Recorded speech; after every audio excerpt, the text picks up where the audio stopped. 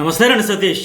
మాజీ miss Pune Tollywood heroine అయిన 33 ఏళ్ల ట్విషా శర్మ మరణం కేసు ఇప్పుడు రోజుకు మలుపు తిరుగుతోంది. ట్విషా శర్మ మృతదేహం 5 రోజులుగా ఎయిమ్స్ భోపాల్ మార్చురీలోనే ఉంది. ఢిల్లీలోని ఎయిమ్స్ లో రెండోసారి పోస్ట్ మార్టం నిర్వహించాలని డిమాండ్ చేస్తూ ఆమె కుటుంబ సభ్యులు భోపాల్లోని ముఖ్యమంత్రి మోహన్ యాదవ్ ఇంటి ముందు నిరసన చేపట్టారు. సో దేశవ్యాప్తంగా సంచలనంగా మారిన ఈ కేసులో రోజుకో కొత్త విషయం వెలుగులోకి వస్తుంది.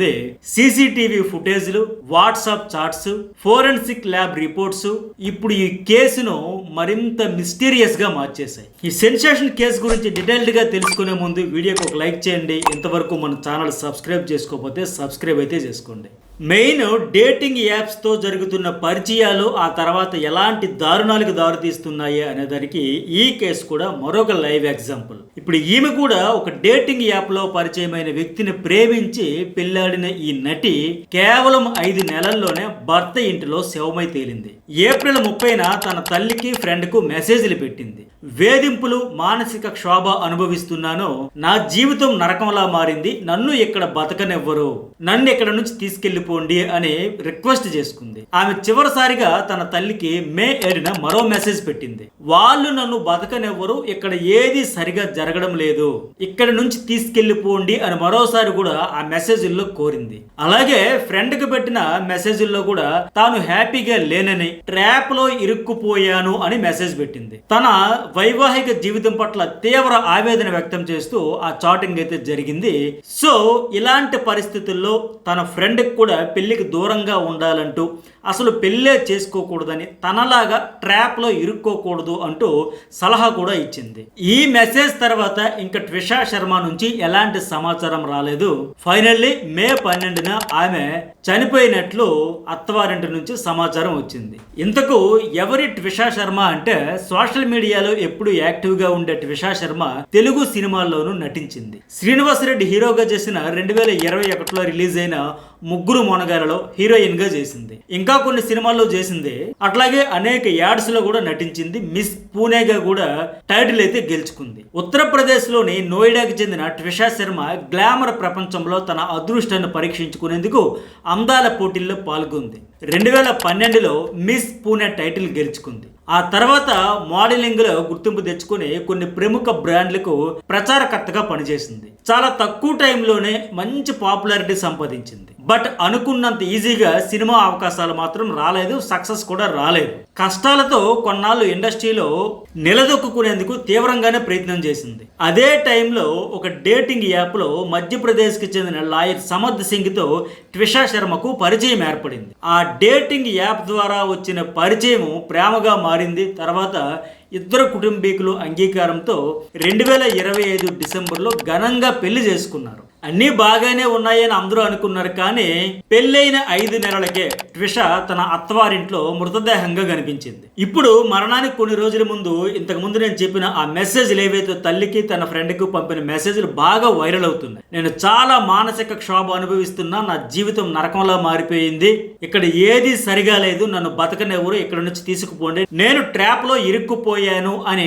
ట్విషా ఏదైతే మెసేజ్ చేసిందో వాటి గురించి ఇప్పుడు డిస్కషన్ అయితే నడుస్తుంది. ఎందుకంటే డేటింగ్ యాప్ ద్వారా పరిచయమైన వ్యక్తిని చాలా తక్కువ సమయంలోనే చాలా ఎక్కువగా నమ్మడం, అతన్ని పెళ్లి చేసుకోవడం, ఇప్పుడు ట్రాప్ లో ఇరుక్కుపోయాను అని బాధపడుతూ భయపడుతూ మెసేజ్లు చేయడం, వీటి చుట్టూయే ఇప్పుడు చాలా డిస్కషన్ అయితే జరుగుతూ ఉంది. డేటింగ్ యాప్ ద్వారా పరిచయమైన వ్యక్తుల్లో అంత ఈజీగా అంత తొందరగా నమ్మకూడదు అనే విధంగా ఆవిడ చేసిన చాటింగ్ కూడా ఇప్పుడు ఆలోచింపజేస్తుంది. ఎందుకంటే గర్భం దాల్చిన తనను ఎవరి బిడ్డన మోస్తున్నావంటూ భర్త అనుమానిస్తూ అవమానిస్తూ ఉన్నాడు. అలాంటి వ్యక్తితో ఎలా బతకాలి అని ఆమె ఆవేదన వ్యక్తం చేసింది. అట్లాగే ఇంట్లో ఖాళీగా కూర్చోవడం వల్ల నేను ఆందోళనకు గురవుతున్నాను, నా జీవితంలో ఏదైనా సాధించాలనుకున్నాను అని ఆమె మెసేజ్ లో రాసుకొచ్చింది. తన ఫ్రెండ్స్ కు పెళ్లి విషయంలో తొందర పడద్దు అని విజ్ఞప్తి చేసింది. నాలాగా మీరు కూడా ట్రాప్ లో ఇరుక్కోవద్దు, బాగా ఆలోచించి ముందుకు వెళ్ళండి అంటూ సలహా కూడా ఇచ్చింది. ఈ మెసేజ్లు ఇప్పుడు బయటికి రావడంతో ఇది నిజంగా ఆత్మహత్యనా లేక మరో కోణం ఉందా అనే అనుమానాలు పెరుగుతున్నాయి. ఇదే సమయంలో సీసీటీవీ ఫుటేజ్ బయటకు వచ్చింది. ఇప్పుడు ఈ కేసులో అత్యంత కీలకంగా మారింది సీసీటీవీ ఫుటేజ్. దానిలో ఉన్న కొన్ని షాకింగ్ విజువల్స్. ట్విషా శర్మ మెట్ల మీద నుంచి పైకి వెళ్లడం, అక్కడ ఆమెను ఎవరో అడ్డుకోవడం, మోకాళ్ళ మీద వంగి ఆమె కనిపిస్తుంది. కాసేపటికి ముగ్గురు వ్యక్తులు ఆమెను కిందకు తీసుకుని రావడం, ఇవన్నీ ఆ వీడియోలో కనిపిస్తున్నాయి. సో అత్తవారింట్లో ట్విషాకు సంబంధించిన చివరిసారిగా కనిపించిన ఈ దృశ్యాలు, ఆమె ప్రవర్తన, ఇంటి సభ్యుల కదలికలను బట్టి ఈ మరణం అనుమానాస్పదమేనని పోలీసులు ప్రాథమికంగా తేల్చారు. ప్రస్తుతం ట్విషా శర్మ భర్త సమర్థ్ సింగ్ పరారీలో ఉన్నాడు. ఆయన కోసం పోలీసులు విస్తృతంగా వెతుకుతూ ఉన్నారు. ఫోరెన్సిక్ రిపోర్టులో ట్విషా శరీరంపై కొన్ని గాయాలు కనిపించాయి. దీంతో సాధారణ మరణం కాదని పోలీసులు తేల్చారు. ఈ దిశగా కూడా విచారణ చేస్తున్నారు. ఫోరెన్సిక్ రిపోర్టులో మరణాసన్న గాయాలు ఉన్నాయా లేదా అనే కోణంలో దర్యాప్తు చేస్తున్నారు. మరణాసన్న గాయాలు అంటే చనిపోవడానికి ముందు శరీరంపై ఏర్పడే గాయాలు. వీటినే ఫోరెన్సిక్ భాషలో మరణాసన్న గాయాలు అంటారు. అంటే గోళ్ల గీతలు, ఒత్తిడితో నొక్కడం వల్ల ఏర్పడే గాయాలు, వాపులు, అంతర్గత రక్తస్రావం, బలమైన దెబ్బల గుర్తులు, ఆత్మరక్షణ కోసం ప్రయత్నించినప్పుడు పెనుగులాటలో ఏర్పడిన గాయాలు, వీటిలో ఏవైనా మృతదేహంపై ఉన్నా అది సాధారణ మరణం కాదని నిర్ధారిస్తారు. వీటిని ఫోరెన్సిక్ నిపుణులు ఎలా గుర్తిస్తారంటే, మరణానికి ముందు గాయం జరిగితే శరీరం వెంటనే స్పందిస్తుంది. అప్పుడు రక్తం గడ్డకట్టడం, వాపు రావడం, కణజాల మార్పులు, లోపలి రక్తస్రావం లాంటివి జరుగుతాయి. అంటే గుండె పనిచేస్తున్న సమయంలోనే ఆ గాయాలు ఏర్పడ్డాయని అర్థమవుతుంది. అవి హత్య లేక ఆత్మహత్య అనేది తేల్చేందుకు ఇవే కీలక ఆధారాలుగా మారుతాయి. మరణం తర్వాత ఏర్పడే గాయాలు కూడా ఉంటాయి. వీటిని మరణాంతర గాయాలు అంటారు. వీటిలో సాధారణంగా వాపు ఉండదు, రక్త ప్రసరణ ఉండదు, కణజాల స్పందన కనిపించదు. ప్రస్తుతం పోలీసులు పరారీలో ఉన్న ట్విషా శర్మ భర్త కోసం తీవ్రంగా గాలిస్తున్నారు. అలాగే ఈ CCTV footage, WhatsApp chats, call data, forensic reports, ఇరు కుటుంబీకుల వాంగ్మూలాలు సేకరించారు. వీటన్నిటిని విశ్లేషిస్తూ దర్యాప్తు అయితే చురుగ్గా కొనసాగుతోంది. ట్విషా శర్మ భర్త లాయర్, ఆమె అత్త గిరిబాల సింగ్ రిటైర్డ్ జడ్జి. తమ కుమార్తె మరణానికి భర్త, అత్తే కారణమని ట్విషా శర్మ కుటుంబీకులు ఇప్పుడు ఆరోపిస్తున్నారు. వాళ్లకు ఉన్న పరిచయాలతో, పలుకుబడితో కేసు దర్యాప్తును ప్రభావితం చేసే అవకాశం ఉందని కూడా ఆందోళన వ్యక్తం చేస్తున్నారు. ఈ కేసులో వాళ్లకు ఇప్పటికే ముందస్తు బెయిల్ లభించిందని ఆవేదన వ్యక్తం చేస్తున్నారు. ట్విషా శర్మ మృతదేహానికి ఢిల్లీ ఎయిమ్స్ లో రెండోసారి ఖచ్చితంగా పోస్ట్ మార్టం నిర్వహించాలని, ఈ కేసు విచారణ కూడా మరో రాష్ట్రానికి బదిలీ చేయాలని ట్విషా తండ్రి నవనిధి శర్మ డిమాండ్ చేస్తున్నారు. ట్విషా మరణించిన సమాచారం అందుకుని పోలీసులు ఆ ఘటనా స్థలానికి వెళ్లక ముందే ఆమె మృతదేహాన్ని అత్తగారింటి వాళ్లే ఆసుపత్రికి తరలించేశారు. అసలు పోలీసులు రాకుండానే మృతదేహాన్ని ఎందుకు అక్కడ నుంచి తీసి తరలించేశారు? అంత అత్యవసరంగా తరలించాల్సిన అవసరం ఏమొచ్చింది? దీని వెనుక ఉన్న అసలు ఉద్దేశం ఏంటి అని కూడా వాళ్ళు అనేక అనుమానాలు, ప్రశ్నలు లేవనెత్తుతున్నారు. మే 12న ట్విషా శర్మ బెల్ట్ తో ఉరివేసుకుని ఆత్మహత్య చేసుకుందని అత్తారింటి సభ్యులు ఆరోపించారు. అయితే మృతదేహానికి పోస్ట్ మార్టం నిర్వహించే సమయానికి ఆ కీలకమైన బెల్ట్ ను ఎయిమ్స్ భోపాల్ వైద్యులకు పోలీసులు ఎందుకు సమర్పించలేదు? పోలీసులు ఆ బెల్ట్ స్వాధీనం చేసుకోలేదా, లేక సంఘటనా స్థలంలో ఆ బెల్ట్ లేకుండా మాయం చేసేసారా? అసలు ఏం జరిగింది?